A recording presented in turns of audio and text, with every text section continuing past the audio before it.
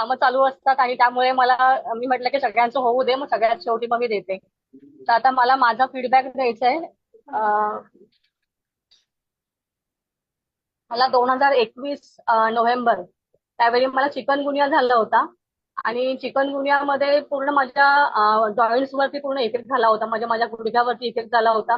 त्यामुळे मला बेडवरती बसल्यानंतर सुद्धा मला उठता येत नव्हतं. म्हणजे अगदी आमच्या घरी इंडियन टॉयलेट आहे, तर इंडियन टॉयलेटमध्ये म्हणजे इंडियन टॉयलेट यूज करताना मला खाली बसल्यानंतर पण मला उठता येत नव्हतं. इतकं मला माझ्या गुडघ्यावरती इफेक्ट झाला होता ह्या चिकनगुनियाचा. आणि त्यानंतर मी 4 ते 5 दिवस हॉस्पिटलमध्ये ऍडमिट होती. आणि घरी आल्यानंतर पण तो त्रास कंटिन्यू चालू होता. तो त्रास कमी झाला नव्हता. आणि त्यानंतर मग मी डॉक्टरांची ट्रीटमेंट घेतली. डॉक्टरांची म्हणजे जे ॲलोपॅथीचे औषधं जे आहेत, ॲलोपॅथीची औषधं ती मी 3 ते 4 महिने ती औषधं घेतली. पण ती औषधं घेतल्यानंतर पण मला तो फरक जाणवत नव्हता. माझं ते मी फक्त औषधं घेत होते आणि माझं ते चालू होतं ट्रीटमेंट. तर मी ज्यांना ज्यांना चिकनगुन्या झालेला आहेत असे लोक माझ्या कॉन्टॅक्टमध्ये आले आणि त्यांना मी विचारलं की तुमचं कसं काय झालं बरं आणि तुम्हाला किती दिवसामध्ये फरक पडला. तर त्यांनी मला सांगितलं की माझा आवाज येतोय ना? येस हा. तर त्यांनी मला सांगितलं की प्रत्येकाच्या बॉडीवर डिपेंड असतं. काही जणांना लवकर फरक पडतो तर काही जणांना उशिरा फरक पडतो. पण चिकनगुन्याचा कमीत कमी 2 ते 3 वर्षापर्यंत त्याचा इफेक्ट असतो आपल्या शरीरामध्ये. तो त्रास आपल्याला होतोच होतो. तर मग मी विचार केला की 3 ते 4 महिने झालं मी ॲलोपॅथीची औषधं खाते. त्या औषधाने माझ्या शरीरावरती परिणाम होईल असं मला वाटलं. म्हणून मी म्हटलं की नाही, म्हणून मी आता ॲलोपॅथी स्टॉप करणार. मी आयुर्वेदिक औषधं वगैरे कुठे सर्च करेन आणि ती घेईन. तर मग आमच्याच ओळखीमधले एक रिलेटिव्ह आहेत, ते डॉक्टर आहेत. मग त्यांचं मी औषध सुरू केलं. आणि त्यांचं पण औषध घेतल्यानंतर मला पहिल्याच डोसमध्ये बरं वाटलं. आयुर्वेदिक औषध सुरू केल्यानंतर पहिल्या डोसमध्ये मला थोडासा म्हणजे ॲलोपॅथीपेक्षा मला आयुर्वेदिक मध्ये मला फरक वाटला, बरं वाटलं. मी ते सुरू केलं. त्यांचं पण 3-4 महिने मी औषध घेतलं.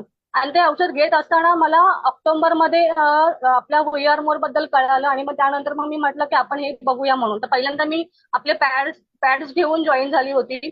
मग त्यानंतर मग आपल्या याच्यावरती नेहमीच कुणाच्या ना कुणाच्या तरी रिव्ह्यूज वगैरे येत होते. मग मी म्हटलं की ठीक आहे, आपल्याला पण त्रास आहे तर आपण एखादी बॉटल घेऊन ट्राय करून बघूया. पण ज्या वेळेला मला चिकनगुनिया झाला होता त्यावेळेला मला चिकनगुनिया सोबत डायबिटीस पण डिटेक्ट झाला होता.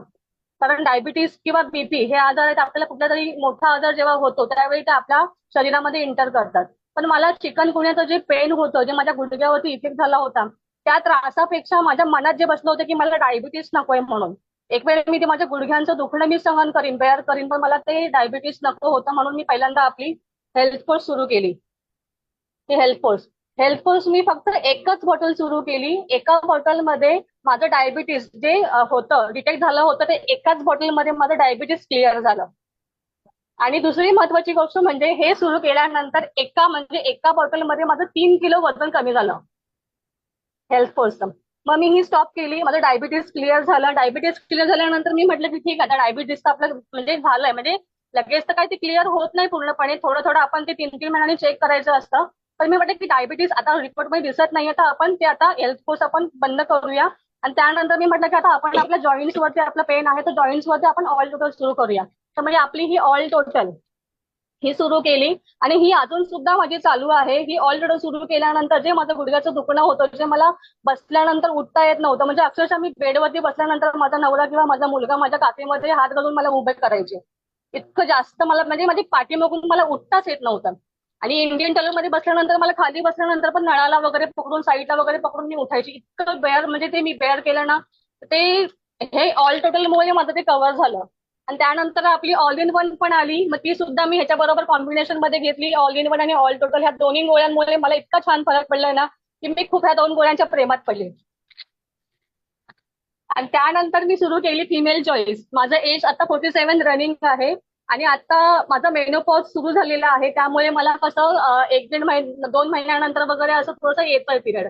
तर मी म्हटलं की आपण सगळ्यांना सजेस्ट करतो, तर आपण का नाही घ्यायची, म्हणून मी सुद्धा ही फिमेल चॉईस सुरू केली. आणि ह्याचा खूप चांगला रिझल्ट आहे. मला स्वतःला ह्याचं बेनिफिट खूप चांगलं जाणवलंय. म्हणजे ही फिमेल चॉईस सुरू केल्यामुळे आपली झोप पूर्ण होते. आपल्याला कुठलं आपलं हार्मोन्स लेवल मेन म्हणजे बॅलन्स करायचं काम ही गोळी करते. आणि आपले पिरियड्सचे कुठलेही प्रॉब्लेम्स असतील ना, त्याच्यावरती ही गोळी खूप छान काम करते. मी तर खरंच म्हणजे आपल्या सगळ्या प्रोडक्टवरती मी तर खूप मनापासून प्रेम करते. आणि ज्या ज्या लोकांना मी आपले प्रोडक्ट सजेस्ट करते त्या प्रत्येकांना मी माझी स्वतःची पहिल्यांदा अनुभव सांगते की मला स्वतःला अनुभव आलेला आहे. आणि मला खूप आवडतात हे प्रोडक्ट, म्हणून मी लोकांना सांगते. आणि लोक माझ्या बोलण्यावरती विश्वास ठेवून, माझ्यावरती विश्वास ठेवून मला जॉईन करतात. थँक्यू वी आर मोर, तुम्ही इतकं छान प्लॅटफॉर्म आम्हाला दिलं. आणि सगळ्यात महत्वाचं म्हणजे मला सगळ्या स्त्रियांना हे सांगायचंय